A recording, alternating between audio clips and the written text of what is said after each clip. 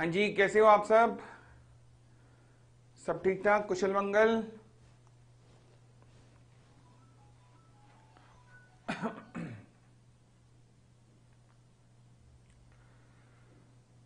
चलो जी,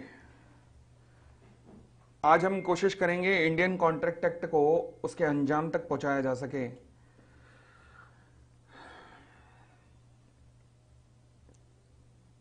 तो अब जो रिमेनिंग चैप्टर रह गए हैं आइएगा उन पर। और जैसे मैंने डिस्कस किया था, कल भी हमारी कंसिडरेशन की क्लास हुई थी जब आप बिना तैयारी के आए थे। आज जो क्लास है वो फ्री कंसेंट की प्लस कैपेसिटी ऑफ पार्टीज की है, तो प्लीज क्वेश्चन आंसर्स को पहले पढ़ के आइएगा ताकि हम लोग केवल प्रेजेंटेशन पे जोड़ दें। अपनी कॉपीज के अंदर बेशक प्रेजेंटेशन करना मत, मतलब बेशक लिखना मत, इतने सारे क्वेश्चन हैं तो कैसे लिख पाओगे एक ही दिन में। मगर ये जरूर लिख देना कि आप क्या सोचते हैं, मतलब कि इसके अंदर आप, अगर आपको कह दिया जाए कि ये सारे के सारे क्वेश्चन मान लीजिए 4 नंबर पे आए हैं, तो आप इनके अंदर क्या क्या लिखेंगे? मेरी बात समझ रहे हैं अब आप? कि अगर ये मान लीजिए सारे के सारे क्वेश्चन 4 नंबर पे आए हैं तो आप इनमें क्या क्या लिखेंगे, इस हिसाब से उन्हें प्रेजेंट करने का तरीका देखना है आपने। ठीक हो गई थी बात? क्लियर है? चलिए, तो आज जो हम चैप्टर शुरू करने जा रहे हैं उनका नाम क्या होगा? क्वाजी कॉन्ट्रैक्ट होगा, एंड कंटिंजेंट कॉन्ट्रैक्ट होगा, एंड और क्या होगा, और क्या होगा, और क्या होगा? वेजरिंग, वेजरिंग होगा। ठीक है, चलिए जी देखना शुरू करते हैं, आइएगा।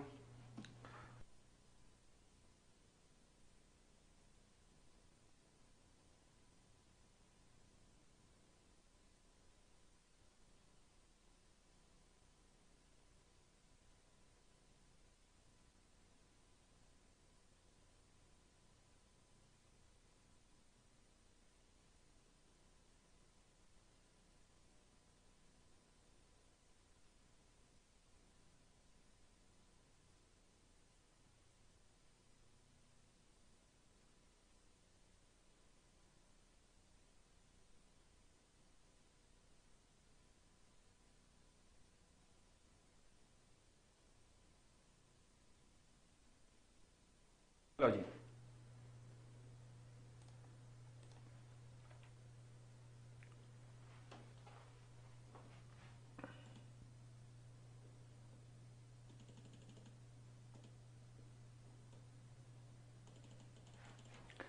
सबसे पहले हम शुरू करते हैं कंटिंजेंट कॉन्ट्रैक्ट क्या होता है। कंटिंजेंट का मतलब होता है डिपेंड होना। तो मतलब एक ऐसा कॉन्ट्रैक्ट जो डिपेंड करता है, अच्छा किसके ऊपर? किसी घटना के ऊपर। यानी कि ऐसा कॉन्ट्रैक्ट जिसका होना या ना होना डिपेंड करता है किसी घटना के ऊपर, उसे क्या कहते हैं? कंटिंजेंट कॉन्ट्रैक्ट कहते हैं, जिसका होना या ना होना किसी घटना के ऊपर डिपेंड करता है। ओके, तो पढ़िएगा। A contingent contract is a contract जिसमें आप या तो कुछ कहोगे, कुछ करोगे, to do or not to do something, कि मैं कुछ काम करूंगा या नहीं करूंगा। इफ सम इवेंट, अगर वो घटना घट गई तो, अगर वो घटना घट गई तो, फॉर एग्जाम्पल मैं ये काम करूंगा या नहीं करूंगा। से फॉर एग्जाम्पल मैंने बिल्डर को कहा, जो कि मेरा मकान बना रहा था, मैंने कहा मैं तुझे 10 लाख रुपए दूंगा, हे बिल्डर मैं तुझे 10 लाख रुपए दूंगा अगर आर्किटेक्ट तेरे द्वारा बनाए हुए मकान को अप्रूव कर देता है। अगर आर्किटेक्ट तेरे द्वारा बनाए हुए मकान को अप्रूव कर देता है, आर्किटेक्ट का सर्टिफिकेट मुझे मिल जाता है, तो मैं तुझे 10 लाख रुपए दूंगा। अब मेरा 10 लाख रुपए देना, क्या मैं कह सकता हूं किसी घटना पे डिपेंड करेगा? यस। वो क्या है? आर्किटेक्ट का सर्टिफिकेट देना। तो इसे कहते हैं कंटिंजेंट कॉन्ट्रैक्ट। ठीक है, फिर तो ये तो हुआ टू डू। अब नॉट टू डू भी आता है। नॉट टू डू मतलब एलआईसी ने मुझे कहा हे पोपली, मैंने कहा हाँ एलआईसी। एलआईसी ने कहा हे पोपली, हमने सुना है तेरी शिप आ रही है। मैंने कहा हाँ शिप आ रही है। एलआईसी ने कहा अगर वो शिप डूब गई तो हम तुझे 10 लाख रुपए दे देंगे। अगर वो तेरी शिप डूब गई, जो शिप आ रही है, अगर वो जहाज तेरा डूब गया तो हम तुझे 10 लाख रुपए दे देंगे। यानी कि अब कुछ घटना, मतलब कुछ ना होने पे हो रहा है कि शिप नहीं आई, शिप नहीं आई तो हम तुझे 10 लाख रुपए दे देंगे। यानी कि किसी घटना के होने पे भी हो सकता है, ना होने पे भी हो सकता है कंटिंजेंट कॉन्ट्रैक्ट। ठीक हो गई थी बात? अब सवाल उठा कंटिंजेंट कॉन्ट्रैक्ट के कुछ एसेंशियल फीचर क्या हैं, तो मैं कह सकता हूं कि कंटिंजेंट कॉन्ट्रैक्ट ऐसा कॉन्ट्रैक्ट होता है जो कि किसी या तो घटना के होने पर या ना होने पर, for example ship sunk, ship डूब गई, इन चीजों पे डिपेंड करता है, इन चीजों पे डिपेंड करता है, होने पर भी डिपेंड कर सकता है। फॉर एग्जांपल एलआईसी कहता है कि अगर पोपली तेरे घर में आग लग गई, तेरे वेयर हाउस में आग लग गई, तो हम तुझे 1 करोड़ रुपए देंगे। अब किसी घटना के होने पर आग का लगना ये कोई हैपनिंग है, शिप का डूबना, शिप का ना आ पाना, अगर तेरी शिप ना आ पाई तो मतलब नॉन हैपनिंग है। तो ये हैपनिंग पे भी हो सकता है, नॉन हैपनिंग पे भी हो सकता है, फायर। ठीक है जी। अब मैं एलआईसी के एग्जांपल ही क्यों ले रहा हूं, क्योंकि ध्यान रखना जितने भी इंश्योरेंस कॉन्ट्रैक्ट होते हैं सारे के सारे इंश्योरेंस कॉन्ट्रैक्ट क्या होते हैं, कंटिंजेंट कॉन्ट्रैक्ट होते हैं। क्योंकि सारे के सारे इंश्योरेंस कॉन्ट्रैक्ट कंटिंजेंट कॉन्ट्रैक्ट होते हैं, इसलिए मैं उनका एग्जांपल ले रहा हूं। ये बेस्ट, ये परफेक्ट एग्जांपल है कंटिंजेंट कॉन्ट्रैक्ट के। ठीक है जी। नेक्स्ट कहता है इवेंट जो है ना वो कोलेटरल होना चाहिए टू द कॉन्ट्रैक्ट, यानी कि कॉन्ट्रैक्ट बस उसी के ऊपर ही डिपेंड होना चाहिए। मुझे बताओ एलआईसी मुझे 1 करोड़ रुपए देगा, कब देगा, अगर आग लग गई वेयर हाउस में। एलआईसी मुझे 1 करोड़ रुपए देगा, कब देगा, अगर मेरी शिप डूब गई तो, अगर मेरी शिप ना आ पाई तो। यानी कि कॉन्ट्रैक्ट डिपेंड करेगा इस इवेंट के ऊपर ही, तो event must be collateral to the contract. ठीक है जी। जैसे कि मैंने अभी आर्किटेक्ट वाला एग्जांपल लिया था, ये एग्जांपल आप कोट कर सकते हो। ध्यान रखना कंटिंजेंट कॉन्ट्रैक्ट पे क्वेश्चन आ जाए अगर, तो फिर इसके एसेंशियल फीचर कई बार आपको काम में आ सकते हैं, तो इसलिए ये एग्जांपल ये वाला कोट कर सकते हो, ये एसेंशियल फीचर्स में ये वाला एग्जांपल कोट कर सकते हो, ध्यान रखना। फिर क्या कहता है, कहता है अनसर्टेन इवेंट होना चाहिए, तो इवेंट अनसर्टेन ही होना चाहिए, ये पक्की बात थोड़े ना है कि घटना घटेगी घटेगी, तो इसलिए अनसर्टेन इवेंट होना चाहिए। आई होप क्लियर है इतना। चले अब कंटिंजेंट कॉन्ट्रैक्ट से रिलेटेड कुछ रूल्स बने हुए हैं, वो रूल्स क्या कहते हैं। अच्छा, जब भी कंटिंजेंट कॉन्ट्रैक्ट के ऊपर रूल्स पे क्वेश्चन आ जाए ना, तो अगर सेक्शन याद करना चाहो तो कर लेना। As per section 32 to 36 of the Indian contract act, कोई आपको अलग अलग लिखने की जरूरत नहीं है, 32, 33, 34, 35 अलग लिखने की जरूरत नहीं है, सीधा लिखना है as per section 32 to 36, section 32 to section 36 of Indian contract act 1872। Clear हो गई इतनी बात, एक तो तुम हाँ नहीं बोलते।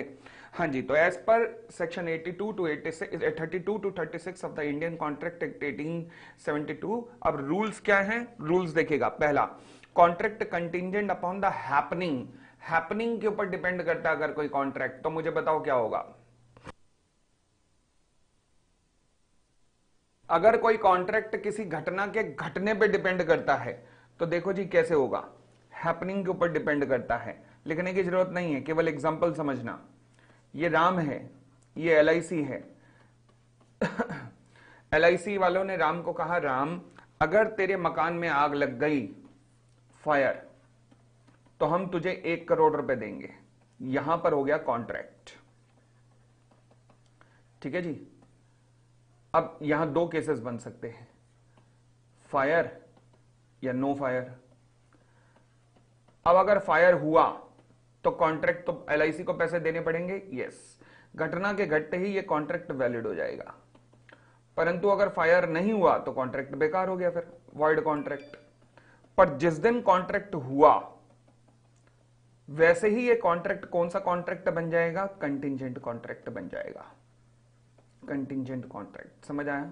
तो कंटिंजेंट कॉन्ट्रैक्ट आगे चलकर या तो घटना घट गई तो वैलिड हो जाएगा, नहीं तो वॉइड हो जाएगा, बस बड़ी सीधी सी बात है।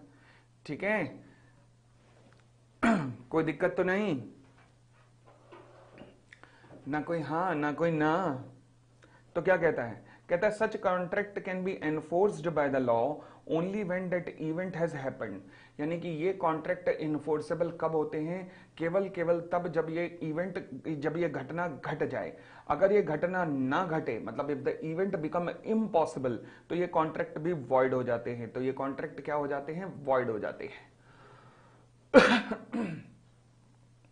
सर मान लो हमारे पास इंश्योरेंस है और कुछ हुआ ही ना, तो कभी भी तो उससे पैसे का क्या होगा, तो उस पैसे का नहीं मिलेगा ना तुम्हें।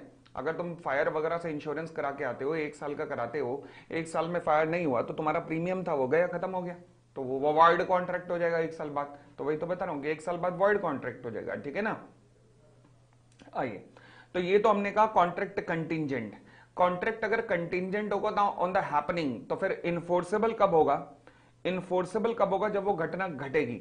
और नहीं कैरी फॉरवर्ड नहीं होता, आपका प्रीमियम कैरी फॉरवर्ड नहीं होता, अगले साल का दोबारा से आपको प्रीमियम देना पड़ता है।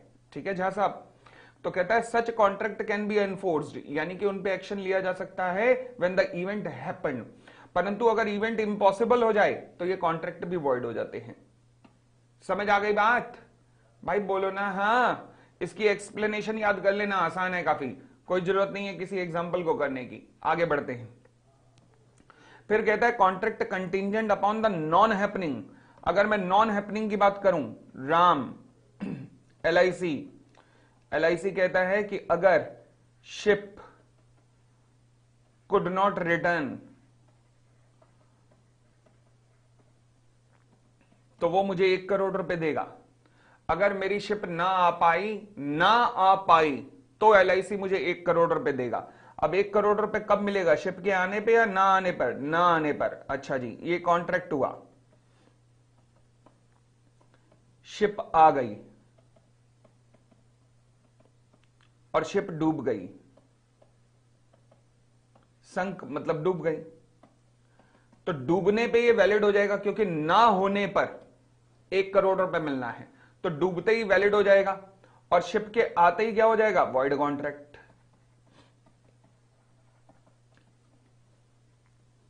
क्लियर हो गई इतनी बात?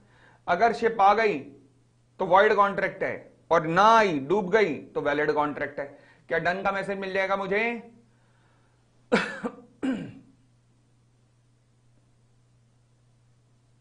चले एक बार शिप बना के दिखा दो। अरे मेरे अंदर का कलाकार जगाना चाह रहे हैं, बताओ। ये चाह रहे हैं कि मैं ड्राइंग भी क्लास के अंदर सिखा दूं। बताओ क्या क्या सिखाऊं? एक ही क्लास के अंदर संगीत भी सिखाऊं, ड्राइंग भी सिखाऊं, लॉ भी सिखाऊं? क्या समझ रखा है तुमने मुझे? Leonardo da Vinci? चले contract contingent upon the non happening. Non happening मतलब अब ये कॉन्ट्रैक्ट एनफोर्स कब किए जा सकते हैं? एनफोर्स का मतलब, एक तो हमारे को ये अंग्रेजी सुन के ही ना दर्द उठता है कुछ जगहों पर कि अरे क्या लिख दिया। इनफोर्स का मतलब होता है सच कॉन्ट्रैक्ट कैन बी इनफोर्स का मतलब होता है कि इन कॉन्ट्रैक्ट पर एक्शन लिया जा सकता है। एक्शन लिया जा सकता है मतलब ये वैलिड कहलाएंगे कब? When the happening of that event become impossible, मतलब जब शिप डूब जाए। ठीक है जी, कोई दिक्कत तो नहीं? एग्जाम्पल लिखने की जरूरत नहीं है, बट फिर भी अगर इसका एग्जाम्पल याद देख सकते हो तो एक बार देख लो, कोई दिक्कत नहीं है सेकंड पॉइंट वाले का। अब आइएगा थर्ड पॉइंट के। थर्ड पॉइंट कहता है contract contingent upon the future conduct of a person. Future conduct of a person, okay okay okay. कैसे? इसका एग्जाम्पल ही ध्यान रखना। कहता है A agrees to pay a sum of money if B marries C। A कहता है B को कि अगर तूने C से शादी कर ली ना तो मैं तुझे पैसे दूंगा। C मैरिज D, बोले C ने वहां पे D से मैरिज कर ली, तो अब पैसे मिलेंगे या नहीं? नहीं, अपॉर्चुनिटी खत्म। हालांकि ये पॉसिबल है कि सी ने डी से मैरिज की और डी वहां लुढ़क जाए और फिर दोबारा सी और डी का मिलन हो जाए, बट फिलहाल एज ऑफ नाउ तो इंपॉसिबल हो चुका है ना। एज ऑफ नाउ तो इंपॉसिबल हो चुका है। ठीक है, जो एक्सप्लेनेशन पढ़ना चाहते हैं वो देख सकते हैं। अगर मान लीजिए कॉन्ट्रैक्ट किसी future conduct of a living person पे डिपेंड करता है, किसी जीवित आदमी के फ्यूचर कंडक्ट पे डिपेंड करता है, तो ये इवेंट इंपॉसिबल हो जाएगा अगर वो व्यक्ति ऐसा कुछ कर जाए जिसकी वजह से इंपॉसिबल हो जाए कॉन्ट्रैक्ट को निभाना। जिसकी वजह से फॉर एग्जांपल उसने कहीं और विवाह कर लिया, तो इंपॉसिबल हो चुका है कॉन्ट्रैक्ट को निभाना। तो बोलो हर हर गंगे, बोलो बोलो हर हर गंगे। क्लियर? चले फिर कहते हैं contract contingent upon the happening of specified event with in a fixed time. अब बस एक थोड़ी सी बात समझ में रखना, कॉन्ट्रैक्ट कंटिंजेंट है ऑन द हैपनिंग, घटना घटने पर। LIC कहता है राम को कि अगर ये एक्चुअल में इंश्योरेंस कॉन्ट्रैक्ट ना ये वाले होते हैं, ये जो अब हम पढ़ रहे हैं, अगर राम तेरी फैक्ट्री में आग लग गई तो हम तुझे 1 करोड़ रुपए देंगे अगर आग लग गई 1 साल के अंदर अंदर, विद इन 1 ईयर। बस इसमें अब टाइम पीरियड जुड़ गया। पहले पॉइंट के अंदर टाइम पीरियड जोड़ दिया तो ये वाला पॉइंट बन गया आपका थर्ड या फोर्थ जो भी है, ठीक है। अब देखो कॉन्सिक्वेंसेस क्या होंगे। आग लग गई कब? 1 साल के अंदर अंदर, तो हम तुझे 1 करोड़ रुपए देंगे। अच्छा जी, मान लीजिए आग लगी विद इन 1 ईयर, तो ये रहा वैलिड कॉन्ट्रैक्ट। अगर आग लगी नहीं 1 साल तक तो वॉइड कॉन्ट्रैक्ट, और अगर आग लगी आफ्टर 1 ईयर तो भी क्या रहा? तो भी तो वॉइड कॉन्ट्रैक्ट ही रहा ना। क्यों? क्योंकि पैसे कब मिलने थे? जब आग लगी 1 साल के अंदर अंदर। बताओ डन का मैसेज मिल पाएगा? तो यहां 3 सिचुएशन बन गई। अब आग लगी 1 साल के अंदर, कोई आग नहीं लगी, आग लगी 1 साल के बाद। अगर 1 साल के अंदर आग लगी तो वैलिड, आग नहीं लगी तो वॉइड, आग लगी 1 साल के बाद तो भी वॉइड। ठीक है, क्लियर हो गई इतनी बात? तो पढ़िएगा। कहता है contingent contract to do or not to do anything if a specified uncertain event happen within a fix time become void. Void हो जाएगा if date expiration of the time fixed such event has not happened. अगर वो event नहीं हुआ और before the time fixed such event become impossible. अब ये आपके ऊपर है, क्या आप ये लैंग्वेज याद कर पाएंगे या नहीं। अगर आपको लगता है कि आप लैंग्वेज याद नहीं कर पाएंगे, अगर आपको लगता है तो फिर आप ये वाला ये याद कर लीजिएगा। लो जी, ये एग्जाम्पल याद कर लीजिएगा। एग्जाम्पल, ये पहले वाला एग्जाम्पल याद कर लीजिएगा। आपके ऊपर छोड़ रहा हूं, जैसे आपको सूटेबल लगे वैसा कर सकते हो, कोई फर्क नहीं पड़ेगा, कोई फर्क नहीं पड़ेगा। अगर आपको लगता है लैंग्वेज याद हो जाएगी तो अच्छी बात है, नहीं हो पाएगी तो आप इसका ये एग्जाम्पल कोट कर सकते हो, कोई दिक्कत नहीं है, आपके कंफर्ट पे है। इनफैक्ट सारे के सारे रूल्स में मैं आपके कंफर्ट पे छोड़ रहा हूं। हेडिंग ध्यान रख लेना, उसके बाद आपने एग्जाम्पल लिखना है या कंटिंजेंट या एग्जाम्पल लिखना है या फिर एक्सप्लेनेशन लिखनी है, ये आपके ऊपर है। आप तुम्हारे हवाले वतन साथियों, बस इससे ज्यादा तो कंफर्ट नहीं मिल सकता ना आप जिंदगी में। आगे बढ़ते हैं। फिर अब नॉन हैपनिंग के अंदर जरा स्पेसिफाइड इवेंट जरा with in a fix time जोड़ दो। Non happening plus fixed time. Example लिख के आएंगे तो नंबर मिल जाएंगे। तो बेटा मैं तभी तो बता रहा हूं कि लिख के आएगा कोई दिक्कत नहीं है, इस चैप्टर में लिख के आएगा कोई दिक्कत नहीं है।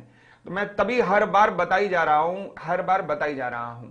हाँ जी, ये नोट्स कहां पर है? क्या ये नोट्स आपके पास है नहीं क्या कुंदन? ये नोट्स टेलीग्राम पे अपलोड कर जल्दी। ये नोट्स मिले नहीं क्या आपको? बताओ, जान मांगी होती, कमाल कर दिया। टेलीग्राम पे जाओ फटाफट, नोट्स मिल गए हैं, जाओ। तो तुमने पहले आवाज क्यों नहीं उठाई? तुमने पोपली हाय हाय के नारे क्यों नहीं लगाए? लिंक में है, वो कह रहे हैं लिंक में है।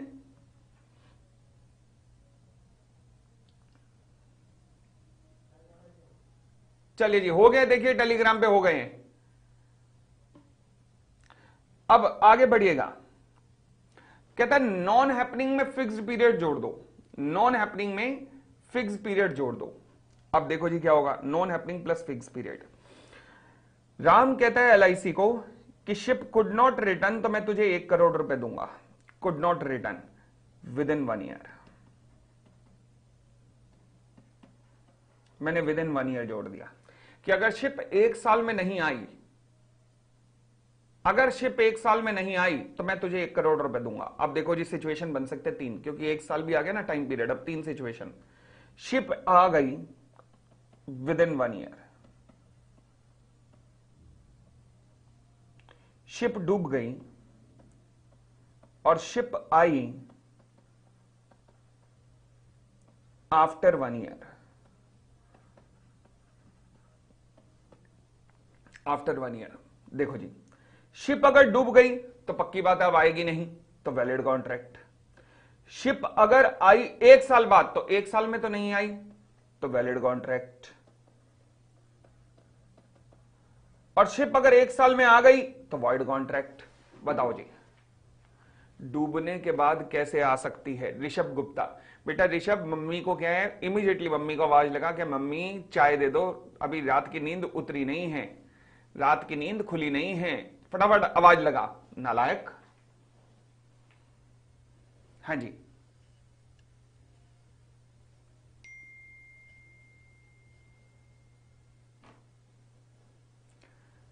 हाँ आदित्य वैसे तो सही कह रहा है।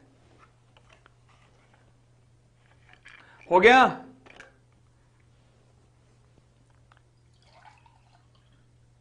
चलिए, वो कह रहा है आज आपको क्लास से पहले क्या इमरजेंसी वर्क आया था जो आपने क्लास डिले कर दी? आज मेरा क्रिकेट का मैच था यार, तो अपनी टीम को जिता के आना था, तो आखिरी ओवर में अब 8 रन चाहिए थे, तो फिर पहली 2 बॉलों पे 2 चौके मार के तब आया हूं यहां।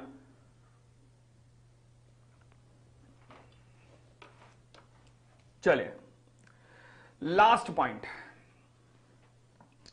Agreement contingent upon the impossible event. ओ, नोरा कहती है पोपली मैं तुमसे विवाह करूंगी, जरूर करूंगी, मगर बस एक काम करना। मैंने कहा क्या?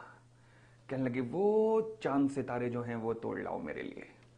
अबे पागल है क्या? अकल नहीं है क्या तेरे में? हैं? ये है या नहीं? चांद सितारे तोड़ लो? मैं कहां से, ये क्या हूं मैं रॉकेट हूं? मैं कौन हूं? मैं चिट्टी हूं? मैं क्रिश हूं? मैं कौन हूं जो तोड़ के ले आऊं? ऐसा पॉसिबल है? नहीं भाई, इम्पॉसिबल इवेंट, इम्पॉसिबल इवेंट।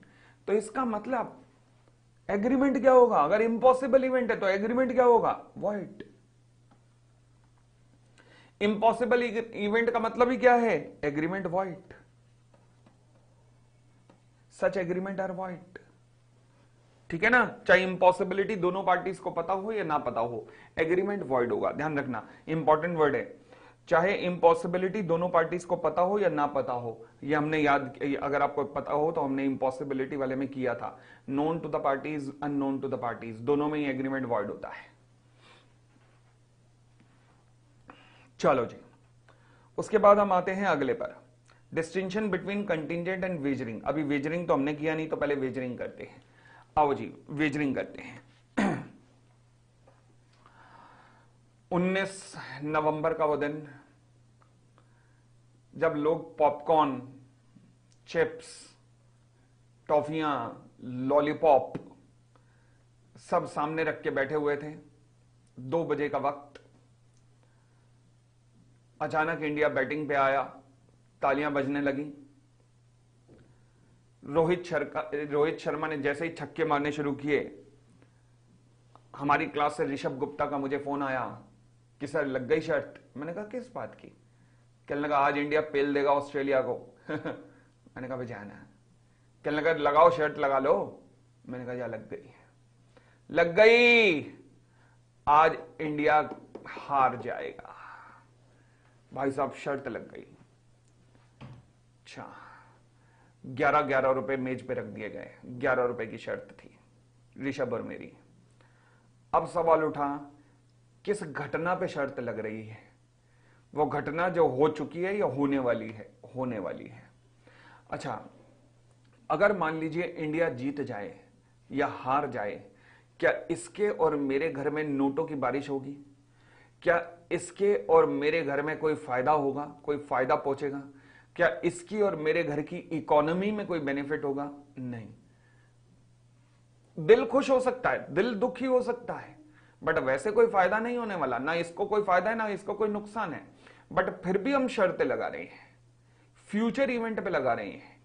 इसे कहते हैं वेजरिंग। तो सर वेजरिंग और कंटिंजेंट में फर्क क्या है?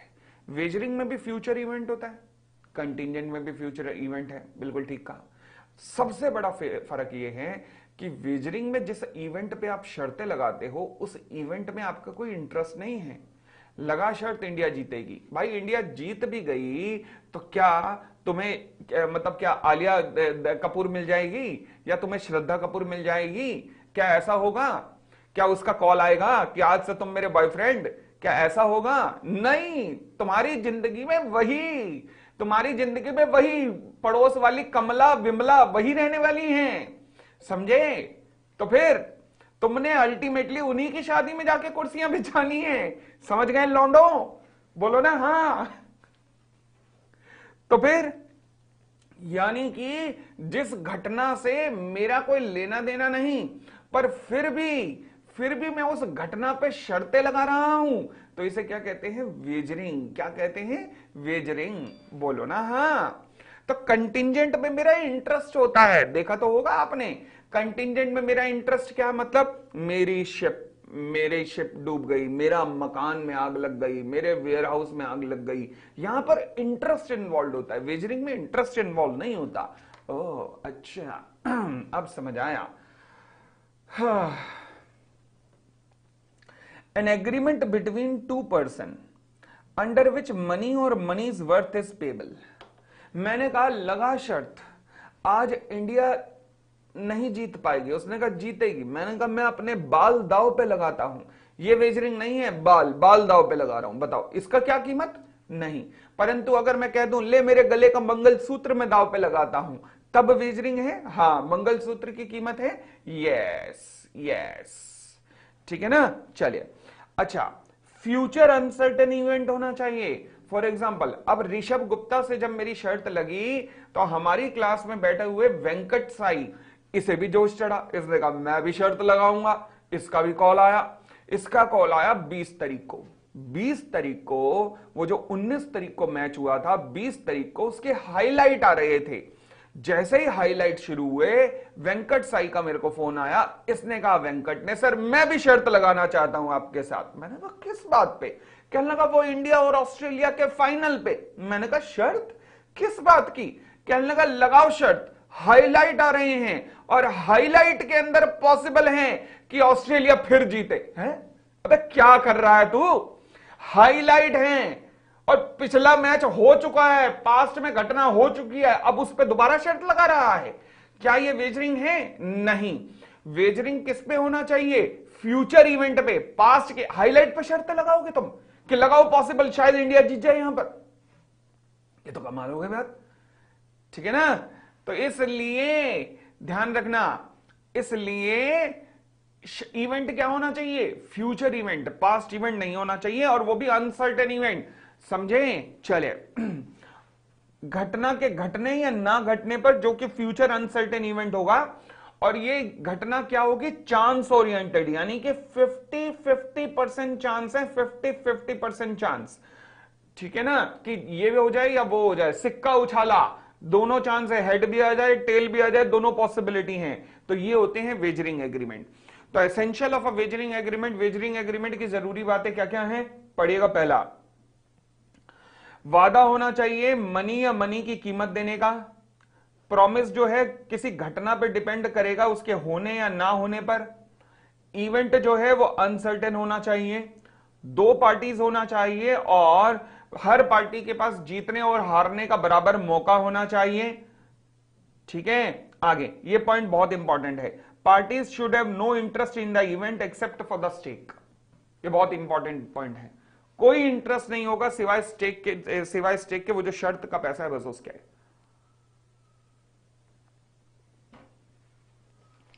अब हम ऊपर वापस चलते हैं और कंटिंजेंट और वेजरिंग में फर्क देखते हैं, क्योंकि इंपॉर्टेंट है ये पेपर के लिए। हाँ जी, कंटिंजेंट की बात करूं तो कहता है here the future event is a collateral factor, यानी कि फ्यूचर का इवेंट एक कोलेटरल फैक्टर है जिस घटना के घटने पर मेन कॉन्ट्रैक्ट होगा। मेन कॉन्ट्रैक्ट क्या है? मेन कॉन्ट्रैक्ट है LIC मुझे 1 करोड़ रुपए दे रहा है, पर वो LIC जो मुझे 1 करोड़ रुपए दे रहा है वो किसी इवेंट के घटना के डिपेंड होने पर दे रहा है। यहां पर future event is a prime factor. Prime factor मतलब यहां पर सब कुछ ही फ्यूचर इवेंट के ऊपर ही डिपेंड होता है, क्योंकि आपका और कोई इंटरेस्ट तो है नहीं। आपका और तो कोई इंटरेस्ट है नहीं। यहां पे तो आपका एडिशनल इंटरेस्ट है, 1 करोड़ रुपए भी आपका इंटरेस्ट है, प्लस शिप भी आपका इंटरेस्ट है। बट यहां पे आपका कोई और इंटरेस्ट नहीं है सिवाय शर्त के पैसे के। मान लीजिए 1 करोड़ रुपए की शर्त लगी है, तो वही एक प्राइम फैक्टर है। यहां पर शिप और 1 करोड़ रुपए 2 अलग अलग फैक्टर है, तो एक कोलेटरल फैक्टर हुआ, यहां पर प्राइम फैक्टर हुआ। ये वैलिड होते हैं, बट वेजरिंग एग्रीमेंट जो है वो वॉइड होते हैं, दे आर वॉइड। ठीक है, महाराष्ट्र गुजरात वाला पॉइंट हटा देना, अब रेलेवेंट नहीं है आपके। अब मेरे ख्याल से हटा दिया था, नहीं से चलो लिखा भी रहने दोगे तो कोई दिक्कत नहीं है, बट दे आर वॉइड लिख देना बस काफी है। ये सबसे मेन डिफरेंस। कंटिंजेंट में पार्टीज का इंटरेस्ट इन्वॉल्व होता है, मेरी शिप, मेरा मकान, मेरा वेयर हाउस। बट यहां पर इनका पार्टीज का कोई भी इंटरेस्ट नहीं होता, वेजरिंग में कोई भी इंटरेस्ट नहीं होता है। ओके, और आगे बढ़ते हैं। फिर what are the examples of the wagering agreement? Wagering agreement के कुछ एक एग्जांपल बोलूं? लॉटरी, ओके, क्या लॉटरी भी वेजरिंग है? हाँ, लॉटरी भी वेजरिंग है। अच्छा, अब लॉटरी भी दो तरीके की होती है। एक होती है गवर्नमेंट ऑफ इंडिया के द्वारा चलाई जाने वाली lottery, for example Kerala government बहुत चलाती है। अगर कोई बच्चा बैठा होगा पंजाब से, तो पंजाब गवर्नमेंट भी चलाती है, जरा मुझे कंफर्म करोगे? पंजाब गवर्नमेंट भी चलाती है। ऐसे ही भारत के कई राज्यों में लॉटरी सिस्टम चलता है। अभी आपने रिसेंटली 3-4 दिन पहले की न्यूज सुनी होगी शायद, एक केरला का बंदा था, वो केरला के बंदे ने 45 करोड़ रुपए की लॉटरी जीती है। कहां? दुबई जाकर। बट खैर वो तो हो गया दुबई। बट इंडिया में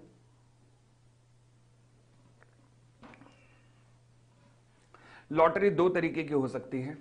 एक होती है सरकारी लॉटरी और एक होती है प्राइवेट लॉटरी। तो अगर सरकारी लॉटरी है और प्राइवेट लॉटरी है तो ट्रीटमेंट क्या होगा? देखो जी, कहता है जी लॉटरीज आर इलीगल। इंडिया के अंदर लॉटरीज इलीगल है, ध्यान रखना। आपसे स्टेटस पूछ सकता है लॉटरी का, बहुत इंपॉर्टेंट है। And even the collateral transaction to it are tainted with illegal. अगर मुश्किल पड़ रहा हो तो ध्यान से रखना, even the collateral transaction to it are also illegal. बस इतना सा ध्यान रख लेना।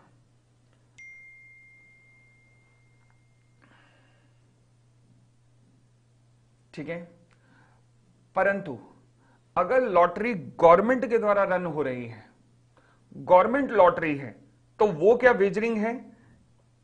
Even if the lottery is sanction by the government of India, it is wagering. But government की लॉटरी में बस एक चीज मिलेगी, वो क्या?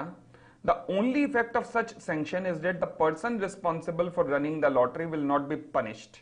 जेल नहीं होगी। यानी कि गवर्नमेंट की अगर लॉटरी है तो वॉइड है, वॉइड एग्रीमेंट। और अगर गवर्नमेंट के अलावा किसी की लॉटरी है तो इलीगल हो गया। बात समझ आ गई? तो ये इंपॉर्टेंट पैरा है, ध्यान रखना, इंपॉर्टेंट पैरा है। वेजरिंग में एग्रीमेंट वॉइड होता है, परंतु अगर लॉटरी है तो इलीगल होगा, परंतु गवर्नमेंट लॉटरी में वेजरिंग होगा, यानी कि वॉइड होगा। ओके, आगे भाई, कोई शेयर मार्केट देखता हो तो आज की शेयर मार्केट कितने पे चल रही है? आज निफ्टी कितने पे है?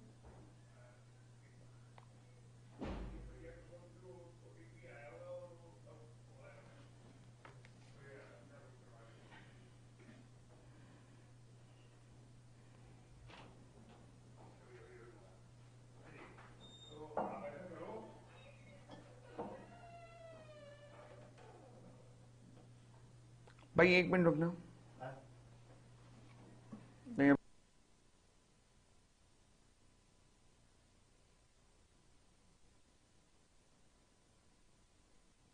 आज निफ्टी कितने पे चल रहा है?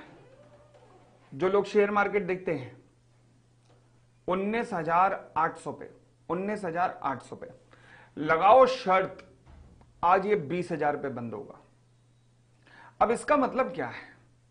अगर वो इस वक्त 19,800 पे है, तो क्या मैं कह सकता हूं कि 19,800 का मतलब है कि अब ये 20,000 पे बंद होगा, तो इसका मतलब मैं शेयर खरीद रहा हूं? मैं शेयर खरीद नहीं रहा, मैं नहीं खरीद रहा, मैं बस उसके मूवमेंट पे कि निफ्टी बढ़ेगा या घटेगा उस पर शर्त लगा रहा हूं। सिमिलरली आज रिलायंस के शेयर का प्राइस है 2500 रुपए, मैं आपको कहता हूं लगाओ शर्त, आज शाम तक ये 3,000 पहुंच जाएगा। आपने कहा लग गई शर्त, नहीं पहुंचेगा। हमारी इस घटना पे लग गई, तो क्या हमने रिलायंस का शेयर खरीदा? नहीं, केवल उसके मूवमेंट पे शर्त लगाई है, यह भी वेजरिंग है। जहां पर आप केवल प्राइस के बढ़ने या घटने पर शर्तें लगा रहे हैं, शेयर खरीद नहीं रहे, शेयर खरीद नहीं रहे, आप केवल उसके बढ़ने या घटने पर शर्तें लगा रहे हैं, यह भी वेजरिंग है। ठीक है ना? आदित्य इंटर में आगे बढ़ते हैं। अब आता है क्रॉसवर्ड पजल। अरे इसने बड़ा दुखी कर रखा है क्रॉसवर्ड पजल ने। हाँ जी, क्रॉसवर्ड पजल क्या होता है? ये वो है नोटपैड, है नोटपैड, हाँ वहीं रख दे टेबल में। क्रॉसवर्ड पजल क्या होता है? क्रॉसवर्ड पजल होता नहीं है वो जो कई बार आते हैं कि वो जो डब्बे बन के आते हैं ऐसे करके, आप न्यूज़पेपर में कई लोगों को देखता हूं मैं, लगे रहते हैं ट्रेनों में भी, ये बन गया POP एल आई पोपली, ये वाओ, ये बन गया। ऐसा होता है कि नहीं? क्रॉसवर्ड पजल समथिंग कुछ ऐसी होती है कि नहीं? अब क्रॉसवर्ड पजल क्या होता है? देखो जी, ऐसा होता है क्रॉसवर्ड पजल में आपने क्रॉसवर्ड फिल की, अब आपने जवाब भेजे। वो जो जवाब थे वो पहले से ही प्रिपेयर्ड कुछ सॉल्यूशन रखे हुए थे एडिटर ने, उससे कंपेयर किया गए। लॉ कहता है ये भी वेजरिंग है, ये भी वेजरिंग है। Crossword puzzle where the prize depend upon the correspondence मतलब मेल खाना of the competitors solution with previously prepared solution kept with the editor, तो इसे भी क्या कहते हैं? वेजरिंग ही कहते हैं।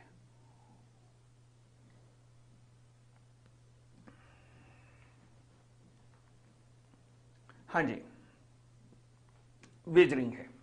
बट कई बार क्रॉसवर्ड पजल क्या होती हैं, जहां पर ऑन द स्पॉट आपसे पहेलियां पूछी जाती हैं। ऑन द स्पॉट आपसे पहेली पूछी जाती हैं, कोई पहले से प्रिपेयर किया हुआ सॉल्यूशन नहीं पड़ा हुआ। फॉर एग्जाम्पल आपसे ऑन द स्पॉट कुछ पहेली पूछी जाती है, कौन बनेगा करोड़पति, ठीक है, पिक्चर कंपटीशन, ड्राइंग कंपटीशन, या फिर एथलेटिक कंपटीशन, इन तीनों में गेम ऑफ स्किल इन्वॉल्व होती है, स्किल, टैलेंट। जैसे हुआ क्या था, एक क्रिकेट मैच चल रहा था, मैं अपनी टीम का opening batsman plus wicket keeper plus captain था। मैच के पहले ही ओवर में मैं रिटायर्ड हर्ट हो गया। अब हमारी टीम को आखिर में 4 बॉलों पे 24 रन चाहिए थे, सारे विकेट ऑल आउट थे। अब मैं वापस मैदान के अंदर आया। जानते हो विरोधी टीम के कैप्टन ने क्या कहा? ये जो आया है ना, ये खतरनाक है, इससे बच के रहना। बॉलिंग पे था जॉर्डन नाम का बॉलर, पता नहीं कहां से लाए थे वो जॉर्डन नाम का बॉलर, मतलब उसकी बॉल नजर ही नहीं आती थी। खैर, आखिरी 4 बॉलें, जीत के लिए 24 run. Amit Popli on the ground, bat in his hand, और बस आगे की जो 4 बॉलें थी वो फील्डर बस ऐसे ही देख रहे थे, ये गई, ऐसे ही देखते रहे, और इस तरीके से हमने वो मैच जीत लिया था। क्या मैं कह सकता हूं, अगर जीतने पे मुझे लाखों का इनाम मिला तो ये स्किल के कारण मिला है? यस। टैलेंट के कारण मिला है? यस। मैंने क्या बॉल उठा के अपने आप थोड़े ना फेंक दी थी वहां पर, मैंने बॉल उठा के अपने आप तो फेंकी नहीं, तो यानी कि मेरे टैलेंट के कारण ही मिला है? यस। तो हर वो चीज जिसमें टैलेंट इन्वॉल्व होगा, चाहे वो कौन बनेगा करोड़पति हो, चाहे वो पिक्चर कंपटीशन हो, चाहे वो एथलेटिक कंपटीशन हो, वो वैलिड होगी। क्या होगा? वो वैलिड होगा। अच्छा, फिर हमारा एक और एक्ट आ जाता है जिसका नाम है प्राइज कंपटीशन एक्ट। कहता है प्राइज कंपटीशन एक्ट वैलिड तो रहेगा, परंतु कब? जब प्राइज का अमाउंट 1000 रुपए तक रहेगा। यानी कि कोई भी प्राइज जो कि 1000 रुपए तक है, अप टू ₹1000, ये तो है वैलिड। ओ अच्छा, परंतु अगर कोई 1000 रुपए से ऊपर है तो ये बन जाएगा वेजरिंग, या फिर बन जाएगा दूसरे शब्दों में वॉइड। ले भाई, ये ले भाई, और हो गया काम। कमाल हो गई बात, समझ आ गए? बोलो ना हाँ।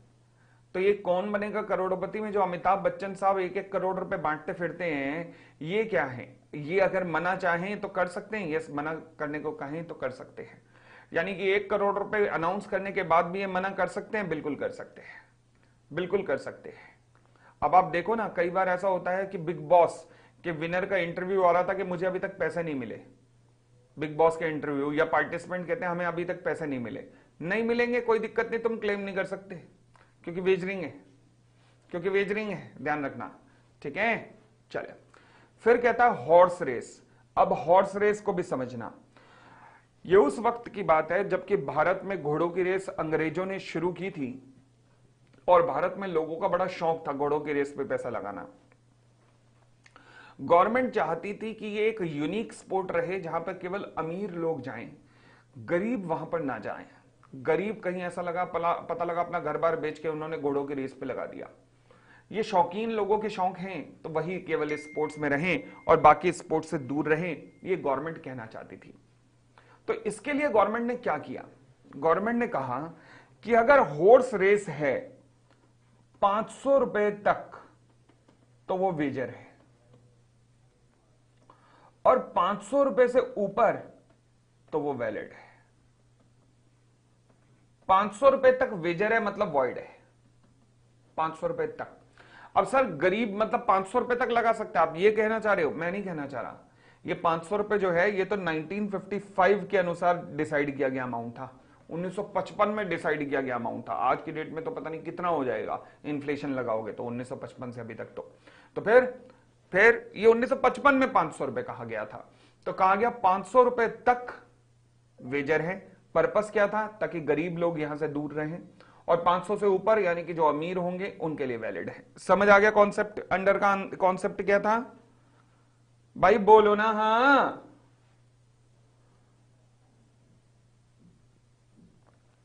नहीं चेंज नहीं हुआ।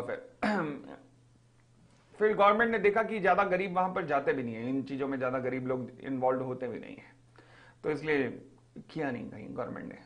अब पूरी दिल्ली में एक ही जगह रेस कोर्स है, 7 रेस कोर्स, प्रधानमंत्री कार्यालय के एकदम सामने। तो मैंने ज्यादा लोगों को कभी जाते देखा नहीं, सिवाय बड़ी बड़ी कारों के, लग्जरी कारों वाले जाते हैं बस, और कोई नहीं। चलिए फिर अब कहता है कुछ एग्जांपल्स ऐसे हैं जो कि स्पेसिफिकली वेजर नहीं है। एग्जाम्पल ऑफ ट्रांजैक्शन जो कि बिल्कुल वेजर नहीं है, वो क्या? Chit fund. चिट फंड में क्या होता है? चिट फंड में क्या होता है? अच्छा, कभी लेडीज की किटी पार्टी अटेंड की है तुम लोगों ने या नहीं?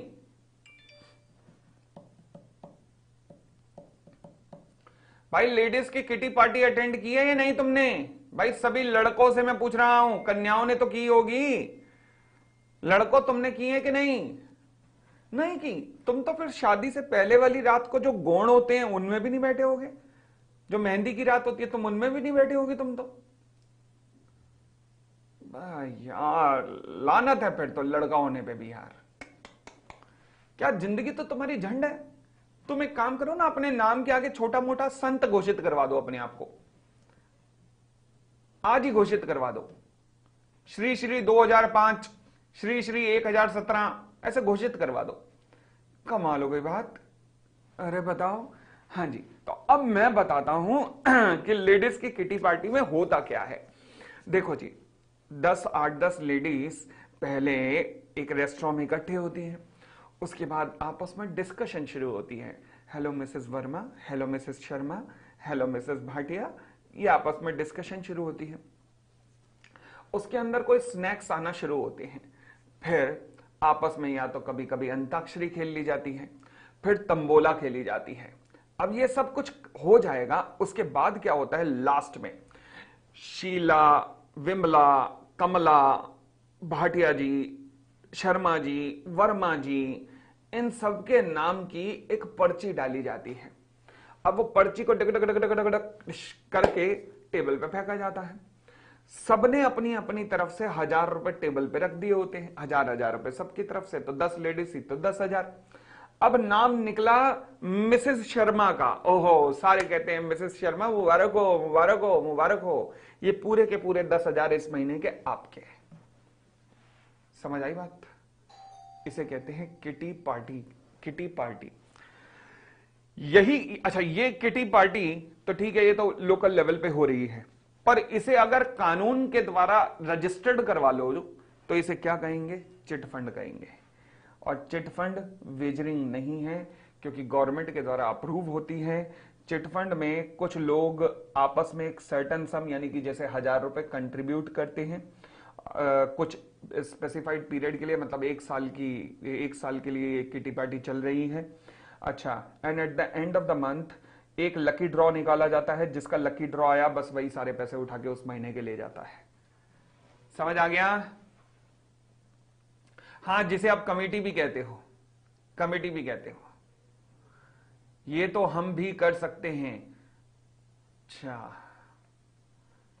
हाँ तुम भी कर सकते हो, ठीक है जी। अरे बोलो ना। हाँ, सेकंड पॉइंट कहता है कमर्शियल ट्रांजैक्शन और the share market transaction. Commercial transaction और शेयर मार्केट ट्रांजैक्शन, मार्केट से फर्नीचर खरीद के लाए, शेयर खरीदे आपने स्टॉक मार्केट में, तो बताइए फटाफट फटाफट, क्या ये वेजर है? नहीं, ये तो आपने गुड्स खरीदे हैं, तो वेजर कहां से हो गया? ये वेजर नहीं है, ये वेजर नहीं है। आगे game of the skill and athletic competition, game of skills and athletic competition. Okay, ये जितने अभी हमने बात की ना कि crossword puzzle, picture competition, athletic competition, क्या ये सब के सब वैलिड हैं? बिल्कुल वैलिड है, क्योंकि यहां पर स्किल इन्वॉल्व होती है। आगे इंश्योरेंस, ओए होए, इसी को लेके तो कंटिंजेंट हमने कहा है, तो क्या ये भी वैलिड कॉन्ट्रैक्ट होते हैं? हाँ, ये भी एकदम वैलिड कॉन्ट्रैक्ट होते हैं, कोई दिक्कत नहीं है। तो अब इनमें से सवाल कैसे आ सकता है? देखो, जो आजकल का ट्रेंड आ रहा है वो आपसे पूछेगा डिफाइन वेजर, फिर वो आपसे दो ट्रांजैक्शन देगा कोई, for example lottery, second crossword puzzle, बताइए कि ये वेजर है या नहीं, ऐसा सवाल बन रहा है। वो ऐसे नहीं पूछेगा कि define some example of wagering या define some example which are not wagering, वो स्पेसिफिकली दो पॉइंट पे अटैक करवाएगा, जिसमें से सबसे ज्यादा चांसेस क्रॉसवर्ड पजल और लॉटरी के हैं। इसका मतलब ये नहीं कि हम ये दोनों पढ़ जाएं, इसका मतलब ये है कि पढ़ने सारे हैं, शायद इन दोनों में से आ जाए।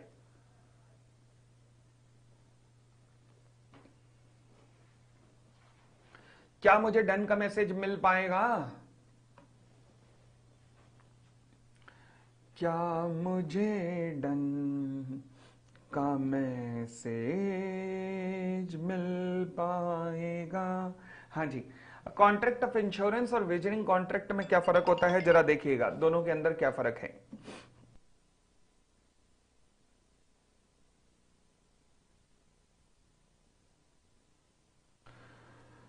कॉन्ट्रैक्ट ऑफ इंश्योरेंस क्या होता है?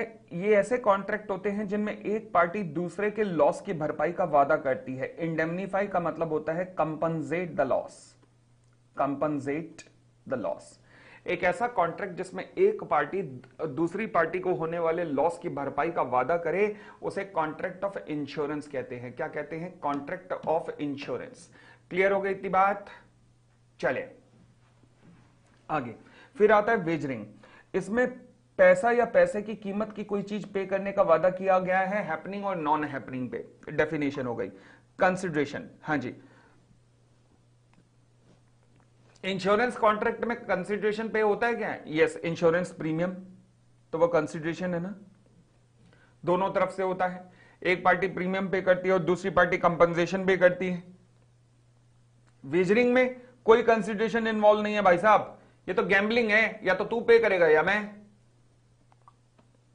इंश्योरेबल इंटरेस्ट बहुत सबसे इंपॉर्टेंट, इंश्योरेबल इंटरेस्ट होता है मेरी शिप, माई हाउस, जबकि वेजरिंग में नहीं होता। ठीक है, और आगे बढ़िएगा। कॉन्ट्रैक्ट ऑफ इंडेमिनिटी, इंडेमिनिटी का मतलब होता है लॉस की भरपाई, लॉस की भरपाई, ध्यान रखना। लाइफ का इंश्योरेंस नहीं होता, लाइफ इंश्योरेंस, लाइफ में लॉस की भरपाई नहीं होती, बाकी सभी के सभी इंश्योरेंस कॉन्ट्रैक्ट जो है वहां पर लॉस की भरपाई करते हो। फॉर एग्जाम्पल, अब मैं एग्जाम्पल ले रहा हूं, ध्यान से समझना। ये राम था, राम गया एलआईसी के पास, कहा एलआईसी वालों मुझे ना बड़ा टेंशन है। एलआईसी ने कहा अच्छा क्यों, क्या क्या हुआ, टेंशन क्यों है? राम ने कहा मुझे डर है कि कहीं मेरे गोडाउन में आग लग गई तो। एलआईसी वालों ने कहा बता क्यों टेंशन लेता है? हाँ मैं ना, चिंता मत कर, जा। राम घर आया, कुछ ही टाइम बाद गोडाउन के अंदर आग लग गई। राम रोने लगा। एलआईसी वाले राम के पास आए, उन्होंने कहा पागल रोता क्यों है, हम है ना, ले पकड़ 50,000 रुपए, तूने इंश्योरेंस कराया था ना, ले 50,000 रुपए, जा बाजार से नया सामान लिया। क्या मैं कह सकता हूं राम को होने वाले लॉस की भरपाई कर दी? यस, इसे कहते हैं एलआईसी ने इंडेमनीफाई कर दिया। इंडेमनिटी का कॉन्ट्रैक्ट था, लॉस की भरपाई का कॉन्ट्रैक्ट था। ओके, तो ये तो हुआ स्टॉक का इंश्योरेंस। अब मान लीजिए राम ने खुद का इंश्योरेंस कराया हुआ था अपनी लाइफ का, कुछ समय बाद राम ही चल बसा। क्या ये पॉसिबल है कि एलआईसी वाले आए मिसेज राम के पास और उन्हें कहें अरे मिसेज राम रोती क्यों हो, हम है ना, ये लो 50,000 रुपए लो, जाओ एक नया राम ले आओ। अबे राम है या गुब्बारे पे मिलने वाला कोई पीपली वाला वो कोई गुड्डा है जो एक और मिल जाएगा? ऐसा थोड़ा ना होता है। क्या राम दोबारा आ सकता है? क्या राम दोबारा आ सकता है? नहीं। मिसेस राम को इंश्योरेंस के पैसे मिलेंगे, मगर वो सांत्वना के पैसे हैं कि हम आपको सांत्वना देना चाहते हैं। लॉस की भरपाई नहीं हो सकती लाइफ में, ध्यान रखना। तो लाइफ में कभी भी, लाइफ इंश्योरेंस में कभी भी लॉस की भरपाई नहीं हो सकती। लाइफ को छोड़कर बाकी सारे इंश्योरेंस में लॉस की भरपाई कर सकते हो, लाइफ में नहीं। बट वेजरिंग में तो आपने सर्टेन सम पे करना है, घटना के घटने या ना घटने पर। ये वैलिड कॉन्ट्रैक्ट होते हैं, ये वॉइड होते हैं। लो जी, कोई भी 4 या 5 डिफरेंस बना के लिख सकते हो। चलो जी, हो गया खत्म। अच्छा, क्वाजी कॉन्ट्रैक्ट रह गया है। क्वाजी क्वाजी क्वाजी, हाँ जी। क्वाजी कॉन्ट्रैक्ट का मतलब क्या होता है, अब ये भी समझना। क्वाजी कॉन्ट्रैक्ट का मतलब है कि दो पार्टीज आपस में कॉन्ट्रैक्ट करना तो नहीं चाहती थी, पर एक पार्टी से हो गई मिस्टेक और दूसरे ने उठा लिया फायदा। फॉर एग्जाम्पल, हमारी क्लास के ऋषभ गुप्ता। अब ऋषभ गुप्ता ने क्या किया, मान लीजिए ऋषभ की गर्लफ्रेंड थी जिसका नाम था आयशा। भाई सही में कोई क्लास में जो आयशा है वो नहीं है, ये कोई और आयशा है, समझ गए? चलिए, तो ऋषभ की गर्लफ्रेंड थी आयशा। आयशा ने सुबह उठते ही जो ऋषभ को धोया, जो धोया, अरे वेजिटेरियन से तो ऋषभ की शुरुआत की उसने कि नालायक आदमी, बेवकूफ आदमी, किसी काम का तू नहीं रहा, तू किसी भी काम का नहीं रहा, अब तू बेकार हो चुका है। ऋषभ ने कहा मैंने किया क्या है, मैंने किया क्या है? आयशा ने कहा अच्छा, 1 हफ्ता हो गया, मेरा मोबाइल अभी तक तूने रिचार्ज नहीं कराया। ओह, ऋषभ को बॉयफ्रेंड होने के जो सामाजिक कर्तव्य होते हैं वो याद आए कि ओह, इसने तो ये काम ही नहीं करवाया। ओह माय गॉड, अब क्या किया जाए? इसने कहा डार्लिंग मैं अभी रिचार्ज कराता हूं। ऋषभ गया रिचार्ज कराने के लिए। अब ये जा ही रहा था वोडाफोन के शोरूम में कि इतने में मेरा कॉल आ गया ऋषभ को। मैंने कहा ओ भाई, हाँ कहाँ है तू? कहने लगा मैं सर ये पकोड़े की दुकान के पास आया हूं। मैं कहा पकोड़े छोड़, बाद में क्लास में आ, चल क्लास में आ। अब ये मुझे नहीं बता रहा कि आयशा ने वहां डांट लगाई हुई है, ये नहीं बता रहा कि मुझे डांट लगाई हुई है, ये कह रहा है कि मैं यहां बाहर वैसे ही कहीं आया हुआ। मैंने कहा चल क्लास में, वरना पापा को फोन करूंगा अभी तेरे। भाई साहब क्या मैं कह सकता हूं, इसे दोनों तरफ से इसके ऊपर प्रेशर डल रहा है। एक तरफ आयशा का प्रेशर, एक तरफ पोपली का प्रेशर, दोनों तरफ से इसके कंधों पे प्रेशर डला हुआ है। यस, ये खैर किसी तरीके उठता बैठता जाके पहुंच गया कहां पर? वोडाफोन के शोरूम में। वोडाफोन के शोरूम में फिर आयशा का फोन आया। करवाया नहीं ना तूने, मैंने कहा था निकम्मे आदमी, करवाया नहीं तूने। ये कहे अभी करवा रहा हूं, 1 मिनट नंबर आने वाला, करवा रहा हूं अभी। इतने में मेरा फिर फोन आया। ओ भाई तू आया नहीं अभी तक है, तू अभी तक नहीं आया? ये कैसे आ रहा हूं, बस निकल चुका हूं, आ रहा हूं। इतने प्रेशर में आदमी था, बताओ। वोडाफोन वालों ने कहा हाँ जी नंबर बोलो क्या हुआ? इसने कहा जी रिचार्ज कराओ, तो जल्दी कर दो, बस जल्दी। उन्होंने कहा नंबर बोलो। इन्होंने कहा लिखो जी, नंबर है 1 2 3 4 5 8 9 1 4 1, जल्दी से रिचार्ज कर दो। हाँ, 2000 रुपए का रिचार्ज करा दिया इसने। ठीक है जी। अब शाम को फिर आयशा का फोन आया। अब तो इसे नॉनवेज मिली, सीधा नॉनवेज कि अबे वो, अबे ओ, अबे ये वाले, अबे वो वाले, नहीं कराया ना रिचार्ज? इसने कहा मम्मी कसम कराया है, मम्मी कसम कराया है। आयशा ने कहा मुझे तो शक था पहले से ही कि तेरी जिंदगी में कोई और आ चुकी है, मुझे पहले ही से ही शक था तेरी जिंदगी में कोई और आ चुकी है। ये शक मेरा सही साबित हुआ, तू किसी और का रिचार्ज करा रहा है। इसने कहा मैंने देखा ये नंबर रिचार्ज कराया, वो ये आयशा का नंबर नहीं था भाई, ये मेरा नंबर था, अमित पोपली का नालायक मेरा रिचार्ज करा बैठा है। अबे यार, क्या मैं कह सकता हूं ऋषभ से गलती हो गई और मैंने 2000 रुपए का रिचार्ज खर्च कर लिया, नोरा से बातचीत करके मैंने 2000 रुपए उड़ा दिए। अब क्या होगा? क्या ऋषभ मुझसे 2000 रुपए रिकवर कर सकता है?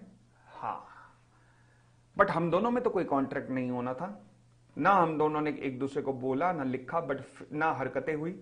बट फिर भी कॉन्ट्रैक्ट कैसे हुआ? क्योंकि एक पार्टी से मिस्टेक हुई है और दूसरी ने उसके फायदा उठा लिया है। एक पार्टी से मिस्टेक हुई है और दूसरी ने उसका फायदा उठा लिया है, तब तब ये कॉन्ट्रैक्ट बनता है, जिसे क्वाजी कॉन्ट्रैक्ट कहते हैं। Neither by the word spoken, ना कुछ बोला गया, नॉर रिटन, ना कुछ लिखा गया, ना ही कोई कंडक्ट हुए, बट ये कॉन्ट्रैक्ट को लॉ क्रिएट करता है। क्यों? क्योंकि लॉ का उद्देश्य है कि मैं किसी को नाजायज फायदा नहीं उठाने दूंगा, यानी कि no man must grow rich out of the another person's loss. एक व्यक्ति के गलती की सजा, एक व्यक्ति की गलती की सजा हम दूसरे व्यक्ति को, हम एक व्यक्ति की गलती की सजा से या गलती से हम दूसरे को अमीर नहीं बनने देंगे, इस सिद्धांत पे बेस्ड है। ठीक हो गई थी बात? बोलो ना हाँ। एक तो हाँ नहीं बोलते ना तुम। अब क्वाजी कॉन्ट्रैक्ट कब कब हो सकता है?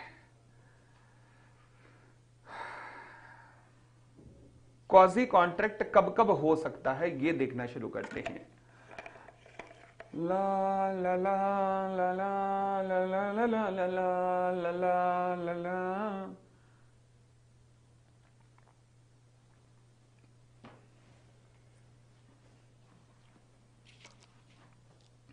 चलिए, कब कब हो सकता है? पहला, याद करो, claim for the necessary supply to the person of incapable of contracting. Minor को या माइनर के ऊपर डिपेंडेंट व्यक्ति को या अनसाउंड माइंड वाले को या उसके ऊपर डिपेंडेंट व्यक्ति को अगर आप नेसेसरी सप्लाई करोगे तो आप उसकी प्रॉपर्टी में से रिकवर कर सकते हो। यस, कर सकते हो। ओके, बट लॉ में तो माइनर के कॉन्सेप्ट में तो केवल इतनी बात लिखी है कि माइनर से होने वाला एग्रीमेंट वॉइड होगा और अगर कोई बेनिफिट में है उसके तो वैलिड होगा। बस लॉ में इतनी सी बात लिखी हुई है और तो कोई बात लॉ में लिखी नहीं गई। हे मां माते जी, लॉ में तो कुछ और बात लिखी नहीं गई। तो फिर तो अब आप कह रहे हो कि अगर आपने नेसेसरी सप्लाइड की, हाँ, एक्चुअल में वहां लॉ मेकर से मिस्टेक हो गई। उन्होंने क्या किया, माइनर के साथ होने वाले एग्रीमेंट को वॉइड कह दिया और कहा कि अगर कोई बेनिफिट में है तो वैलिड है। बट फिर लॉ मेकर को ध्यान में आया कि भाई साहब ये तो हमने गड़बड़ कर दी। गड़बड़ क्या की कि हमारे द्वारा बनाए गए लॉ के कारण अब ना तो माइनर को कोई रोटी देगा, ना कोई कपड़ा देगा, ना कोई मकान देगा। तो माइनर को तो रोटी कपड़ा और मकान मिलना ही बंद हो जाएगा। लॉ मेकर को अपनी गलती का आभास हुआ, तो इसलिए उन्होंने कॉन्सेप्ट डाला कि अगर कोई नेसेसरी सप्लाई करोगे माइनर को या जो व्यक्ति माइनर के ऊपर डिपेंड करता है उसे, तो रिकवरी पॉसिबल है out of the property of the minor. अब ये बात लॉ मेकर को बाद में जब ध्यान आई तो लॉ मेकर ने इसे क्वाजी कॉन्ट्रैक्ट के अंदर डलवाया और कहा कि ये कॉन्ट्रैक्ट हम लॉ, यानी कि लॉ क्रिएट कर रहा है।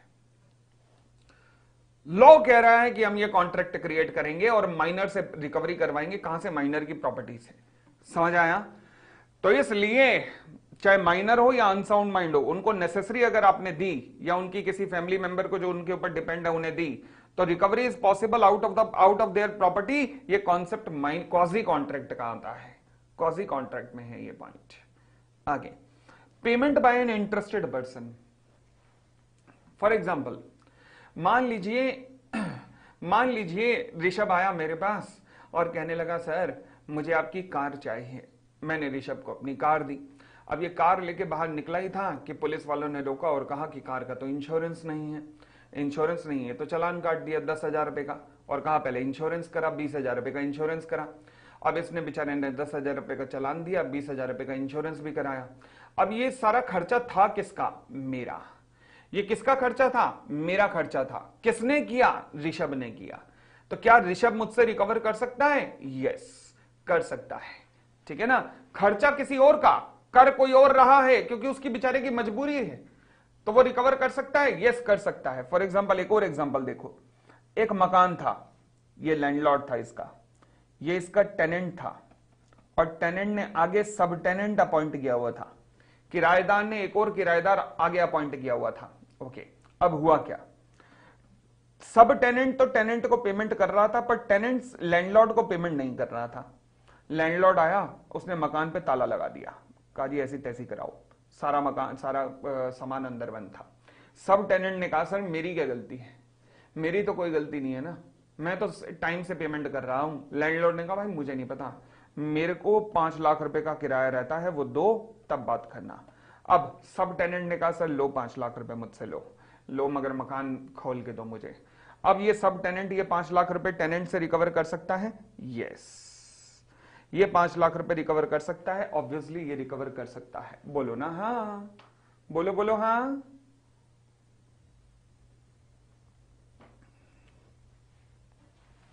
क्लियर है?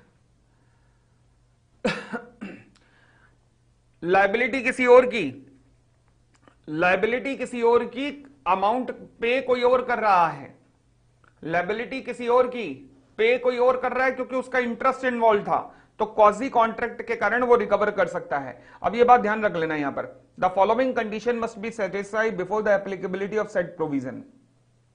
हाँ जी, the person paying the money, for example sub tenant, should be interested in making the payment. अच्छा, उसका इंटरेस्ट क्या है? उसका सामान अंदर बंद है ना, in order to protect his own interest, and the payment should not be voluntary one. वो अपनी इच्छा से, यानी कि मित्रता निभाने के लिए नहीं कर रहा, वो मजबूरी में पेमेंट कर रहा है। ठीक है, आगे बढ़ते हैं। The payment must be such as it was the liability of some other person.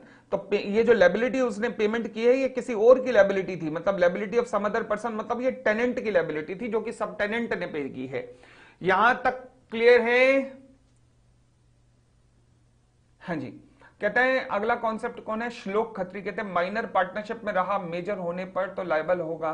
Minor, बेटा ये पार्टनरशिप एक्ट में कराऊंगा ना, यहाँ पे कॉन्ट्रैक्ट एक्ट के अंदर ये तो वही बात हो गई कि रामायण में तुम्हें दिखा रहा हूं और तुम पूछ रहे हो कि द्रौपदी का चीरहरण हुआ कि नहीं अभी हुआ। बताओ, कमाल की बात कर दी तुमने।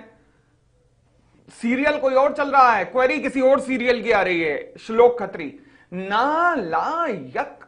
चलिए आगे बढ़े। Obligation of the person enjoying the benefit of the non gratuitous act. अब हुआ क्या, मैं अगेन आज हमारी क्लास का हीरो ऋषभ ही है भाई, मानना पड़ेगा। मैं गया ऋषभ के घर, ऋषभ के घर ब्रीफकेस भरा था नोटों के बैग का, वो इसके घर पे भूल आया। इसने भाई साहब नोट उड़ा दिए। भाई साहब दोस्त की शादी में घोड़ी के आगे नाचते नाचते उड़ाए हैं इसने, यूं नाचते नाचते। क्या मैं कह सकता हूं ये पैसा रिकवर कर सकता हूं मैं इससे?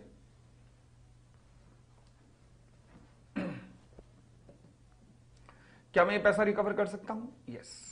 भाई मैं तेरी हेल्प करना चाह रहा था? नहीं, नॉन ग्रेटिट्यूअस एक्ट था। ये कल की क्लास में भी समझाया था, कल की रिवीजन में भी ये टॉपिक आया था।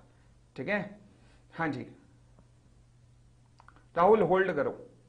तो कहता है such right to recover arise अगर 3 कंडीशन सेटिस्फाई हो गई। पहला, मेरी इच्छा कहीं भी मदद करने की नहीं थी, दूसरे ने फायदा उठा लिया, मेरे नोटों को एंजॉय कर लिया।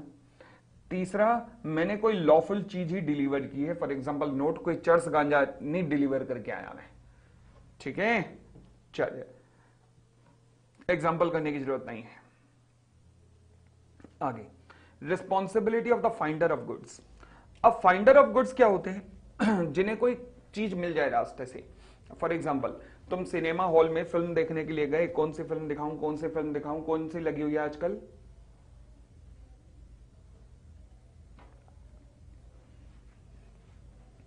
मान लीजिए जय संतोषी मां, तुम ये फिल्म देखने के लिए गए। ठीक है, इंटरवल हुआ जय संतोषी मां का, और तुम जैसे ही बाहर निकले तुम्हें सोने की अंगूठी मिल गई। तुम वहां सबसे पूछ रहे हो ये आपकी है, ये आपकी है, ये आपकी है, ये आपकी है। कल्पनाओं से परे सब कुछ चल रहा है। सारे कहें नहीं नहीं नहीं हमारी नहीं है, नहीं नहीं नहीं हमारी नहीं है।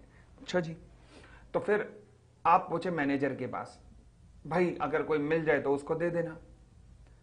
मैनेजर ने अनाउंसमेंट की कि ये गोल्ड की रिंग किसी की गुम गई है, किसी की भी हो तो हमसे कांटेक्ट करें। भाई कोई नहीं आया कांटेक्ट करने, लगे नहीं रहा कि हम भारतवर्ष में रहते हैं। भाई साहब हुआ क्या, कमाल की बात हो गई। अब हुआ क्या, पिक्चर खत्म हुई, तुम पहुंचे मैनेजर के पास, हाँ जी कोई आया? उसने कहा नहीं। तो आपने कहा लाओ फिर मुझे दो, और क्या? मैनेजर ने कहा अब जाना, मेरे यहां मिली है तो मेरी है। तुमने कहा अबे तू जाना, तेरे यहां तो मिली है तो क्या हुआ, मिली तो मुझे है तो मेरी है। आप दोनों में झगड़ा हुआ, किसकी है? जिसको मिली है, फाइंडर आप हो। अब आपका एक कर्तव्य बनता है कि आप इस रिंग को संभाल के रखोगे। कब तक? जब तक वो ट्रू ओनर ना आ जाए, जब तक असली मालिक ना आ जाए। जैसे ही असली मालिक आ जाएगा तुम्हारा कर्तव्य बनता है कि तुम उसे लौटा दोगे। और जब तक वो नहीं आता तब तक उसकी प्रॉपर केयर करोगे उस चीज की। ऐसा नहीं कि सोने की वो जो तुमने रिंग है वो मकान के बाहर टांग रखी है नजर उतारने के लिए, जैसे लोग लाल मिर्च या हरी मिर्च टांगते हैं, ऐसा नहीं होना चाहिए, ठीक है ना। चले, जैसे ही ट्रू ओनर आएगा उसे लौटाना पड़ेगा। तुम इस गुड्स को यूज नहीं कर सकते ना, तुम्हें उसे संजो के रखना पड़ेगा, ठीक है ना। कोई दिक्कत? पता लगा लोगों की शादियों पे गिफ्ट दे रहे हो, ऐसा नहीं कर सकते। तो ये 3 चीजें, 3 राइट है, ध्यान रखना। दस the finder of the goods lost goods has, इसे 3 काम करने पड़ेंगे। चलिए, money paid by the mistake और अंडर अ कोर्शन। अगर मान लीजिए आपको गलती से, मान लीजिए मैंने रामलाल को पैसा भेजना था बट गलती से पैसा चला गया चेतना को, पैसा भेजना था चेतन शर्मा को, चला गया गलती से चेतना शर्मा को। समझ आई बात? मिस्टेक हो सकती है, यस। तो चेतना ये मेरा पैसा खा जाएगी या मुझे लौटाएगी? नहीं रुचि का बेटा, पहली 5 क्लासें यूट्यूब पे हैं बस ऑडिट की। हाँ जी, क्या चेतना ये पैसा खा जाएगी या लौटाएगी? लौटाएगी, क्योंकि मुझसे गलती हुई है, उस गलती से वो फायदा नहीं उठाएगी। तो यही तो ये कॉन्सेप्ट है ना क्वाजी का, बस जी। तो ये था आपका। अच्छा, एक डिफरेंस आप आज पढ़ सकते हो क्वाजी और कॉन्ट्रैक्ट के अंदर। तो ये था जी आपका पूरे का पूरा इंडियन कॉन्ट्रैक्ट एक्ट। एक बार बोलो टैन टैन टैन। अगर फाइंडर से वो खो गया तो उसके ऊपर केस किया जा सकता है। अगर उसके वहां चोरी हुई है तो उसकी कोई गलती नहीं है, बट उसने अगर उसकी गलती से खोया है तो वो लायबल होगा। केस लॉ याद नहीं करना इसमें कोई। अब अगला चैप्टर मैं कौन सा शुरू करने जा रहा हूं? कोई हिंट? कोई हिंट? हम एक ऐसा चैप्टर शुरू करते हैं जो बहुत इंपॉर्टेंट है, जिसका नाम है company. Company company company company company company. इसके सारे प्रॉब्लम एंड सॉल्यूशन करने शुरू करो, जो मैं ऑलरेडी शेयर कर चुका हूं टेलीग्राम पर। जो यूट्यूब पे इस क्लास को सुन रहे हैं, ध्यान रखिएगा हर क्लास के नीचे टेलीग्राम का लिंक है। जिन्होंने ज्वाइन नहीं किया वो ज्वाइन कर सकते हैं, वो ज्वाइन कर सकते हैं उस लिंक पर।